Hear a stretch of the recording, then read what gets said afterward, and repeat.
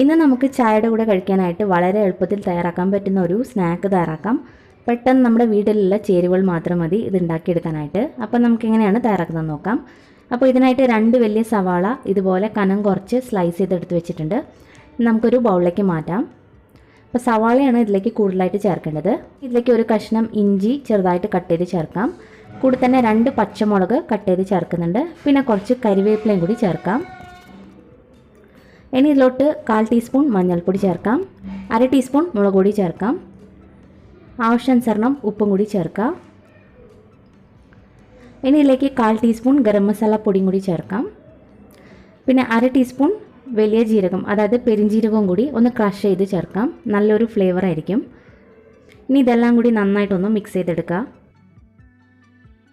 അപ്പോൾ നമ്മളിത് മിക്സ് ചെയ്തെടുത്തു. ഇനി ഇതിലേക്ക് കടലപ്പൊടിയാണ് ചേർക്കുന്നത്.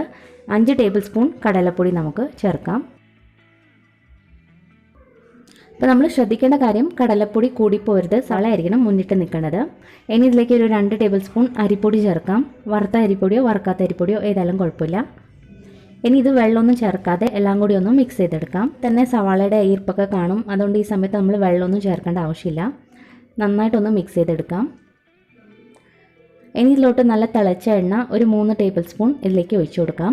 എണ്ണ ചേർക്കുന്ന കാരണം നല്ലൊരു ക്രിസ്പിനെസ്സും കിട്ടും, മാത്രമല്ല ഒരുപാട് എണ്ണ കുടിക്കുകയില്ല.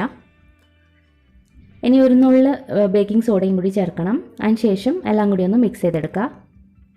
നമ്മൾ കൈവച്ച് മിക്സ് ചെയ്യുന്നതായിരിക്കും നല്ലത്. ഇനി നമുക്ക് ഇതിലേക്ക് വളരെ കുറച്ച് വെള്ളം തെളിച്ചൊന്ന് കുഴച്ചെടുക്കണം. കുറേശ്ശെ വെള്ളം ചേർത്താൽ മതി, വെള്ളം ഒട്ടും തന്നെ കൂടിപ്പോരുത്. വളരെ കുറച്ച് തെളിച്ച് നമുക്കൊന്ന് കുഴച്ചെടുക്കാം. പിന്നെ നമ്മളിത് കുഴച്ചെടുക്കുന്ന സമയത്ത് ഒരുപാട് ടൈറ്റായിട്ട് കുഴക്കേണ്ട, കൂടി ഒന്ന് ചേർന്ന് കിട്ടുന്ന പരുവത്തിൽ ഇതുപോലെ കുഴച്ചെടുത്താൽ മതി. ഇനി ഇതൊരു 5 മിനിറ്റ് റെസ്റ്റ് ചെയ്യാൻ വെക്കാം. അതിന് ശേഷം നമുക്കിത് ചെറിയ ബോൾസാക്കി ഷേപ്പ് ചെയ്തെടുക്കാം. ഇതിപ്പോൾ ഒരു 5 മിനിറ്റ് ആയിട്ടുണ്ട്. ഇനി നമുക്ക് ചെറിയ ബോൾസാക്കി ഷേപ്പ് ചെയ്തെടുക്കാം. പിന്നെ ഇത് ഉണ്ടാക്കുമ്പോൾ ഒരുപാട് വലുപ്പത്തിലാക്കണ്ട, ചെറിയ ബോൾസാക്കിയാൽ മതി. ഇത് ഉരുട്ടിയെടുക്കുമ്പോഴും ഒരുപാട് ടൈറ്റ് ആക്കാതെ വളരെ സോഫ്റ്റായിട്ട് ചെറിയ ബോൾസാക്കി ഷേപ്പ് ചെയ്തെടുക്കുക. ഒരുപാട് ടൈറ്റായിട്ട് പിടിച്ച് ബോൾ ആക്കേണ്ട ആവശ്യമില്ല, വളരെ സോഫ്റ്റായിട്ട് ആക്കുക. അപ്പോൾ ഇതെല്ലാം റെഡിയാക്കി എടുത്തു. ഇനി നമുക്ക് വറുത്തെടുക്കാം. അപ്പോൾ നല്ല ചൂടായിട്ടുള്ള എണ്ണയിലേക്ക് ഓരോ ബോൾസ് ഇട്ട് കൊടുക്കാം. ഇനി നമുക്കിത് മീഡിയം ഫ്ലെയിമിലിട്ട് വറുത്തെടുക്കാം. എന്നാലേ ഇത് ശരിക്കും വെന്ത് കിട്ടുള്ളൂ. അപ്പോൾ ഇത് ഒരു സൈഡ് വെന്ത് വന്നിട്ടുണ്ട്. ഇനി നമുക്ക് തിരിച്ചിട്ട് കൊടുക്കാം.